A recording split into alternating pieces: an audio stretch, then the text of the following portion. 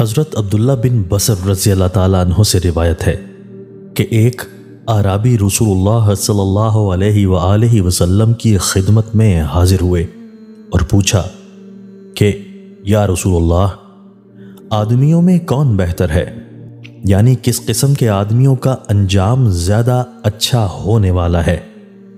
آپ صلی اللہ علیہ وآلہ وسلم نے فرمایا، وہ لوگ جن کی عمر زیادہ ہو اور عمل اچھے ہوں۔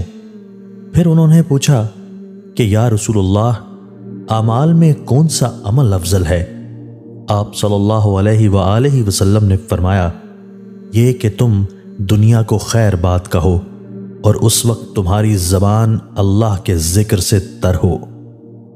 تشریح: پہلے سوال کے جواب میں رسول اللہ صلی اللہ علیہ وآلہ وسلم نے جو کچھ فرمایا اس کی وجہ ظاہر ہے کہ اچھے اعمال کے ساتھ عمر جتنی زیادہ ہوگی بندہ اتنی ہی ترقی کرے گا اور اللہ تعالیٰ کی رضا و رحمت کا اسی قدر زیادہ مستحق ہوگا۔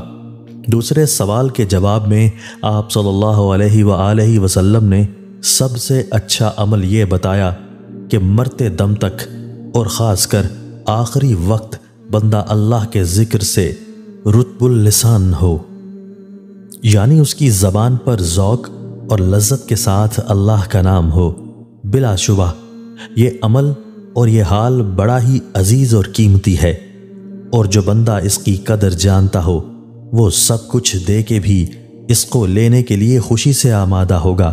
اور یہ بھی ظاہر ہے کہ یہ بات اسی بندے کو نصیب ہوگی جو زندگی میں اللہ کے ذکر سے خاص مناسبت پیدا کر لے اور ذکر اللہ اس کی روح کی غذا بن جائے۔ دوستو، اللہ تعالی ہمیں ان احادیث مبارکہ پر عمل کرنے اور اپنی زندگیوں کو سنوارنے کی توفیق عطا فرمائے۔